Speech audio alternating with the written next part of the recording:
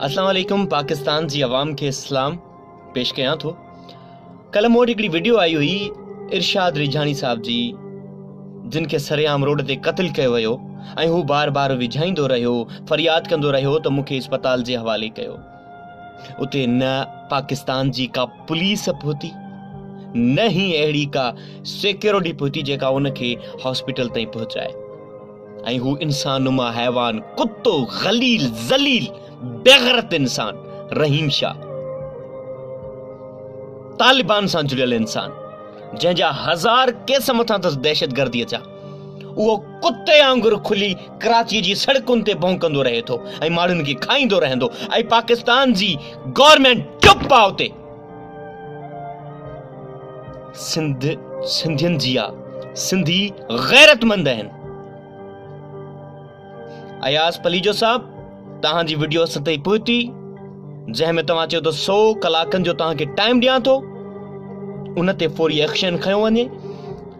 तव्हां उन में चयो हुयो त उन्हनि खे गिरफ़्तार कयो वञे, पर असां उन्हनि में ऐड कंदासीं त सिर्फ़ गिरफ़्तार न, छो जो इहे कुत्ता पैसा ॾेई छॾाइजी ॿाहिरि ईंदा। गिरफ़्तार न, इन कुत्ते खे फांसी ॾिनी वञे। सिंध जी अवाम तोसां गॾु आहे अयाज़ पलीजो साहब। जेको वाइदो कयो था, इन वाइदे खे पूरो कजो। उन माउ जो इंसाफ़ कजो जंहिं माउ पंहिंजे पुट जी मौत जो ॿुधी करे, पंहिंजे पुट जी मौत जो ॿुधी करे उहा माउ ई मरी वई। वॾो अफ़सोस आहे जो इंसानियत सरेआम रोडनि ते क़त्ल कई पई वञे। कहिड़ो इंसाफ़ आहे, कहिड़ी गवर्नमेंट आहे? उन माउ जी दिलि ते उन वक़्तु कहिड़ी कैफ़ियत हूंदी? अरे सिंधी गैरतमंद आहियो, इहे असांजा बच्चा इहे क़त्ल कया पिया वञनि रोडनि रस्तनि ते, अञा बि चुप आहियो। मां जॾहिं उहा वीडियो ॾिठी, मूंखां उहा वीडियो न ॾिठी सघी, मां उहो न पियो ॾिसी सघां वीडियो। ख़ुदा जे वास्ते मां पाकिस्तान जी गवर्नमेंट खे रिक्वेस्ट कयां थो त हिन कुत्ते खे, इंसान नुमा हैवान खे फांसी ॾिनी वञे। जे न त सिंधी गैरतमंद आहिनि ऐं हू करे ॾेखारींदा। तव्हांखे 100 कलाकनि जो टाइम मिलियो आहे, उन्हनि में एक्शन खणो। मां अयाज़ पलीजे साहब जो थोराइतो आहियां।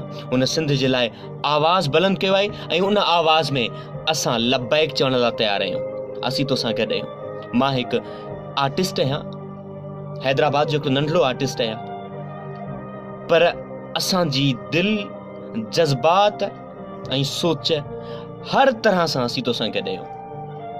ऐं तमामु दोस्तनि खे, सिंध वासियुनि खे हथ जोड़ी करे हिन बंदे नाचीज़ सैयद राशिद शाह रिक्वेस्ट कंदो त हिन वीडियो खे जेतिरो बि थी सघे शेयर कजो, त हीअ वीडियो पाकिस्तान जी गवर्नमेंट ताईं पहुचे ऐं हूअ हिन ते एक्शन खणण ते मजबूर थी वञे। पर रहीम शाह कुत्ते इंसान खे फांसी ॾिनी वञे। जे न 100 कलाकनि खां पोइ असां उहो कंदासीं जेको हर बच्चो अॻिते हली फ्यूचर में चवंदो त इतिहास लिखंदासीं असां सिंधी।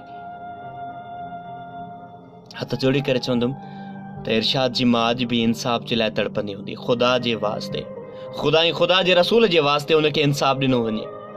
अयाज़ पलीजो साहब ऐं सिंध जी अवाम खे मां हथ जोड़ी करे रिक्वेस्ट कंदुमि त उन जी इरशाद जी मां अॼु बि इंसाफ़ जे लाइ बेक़रार हूंदी।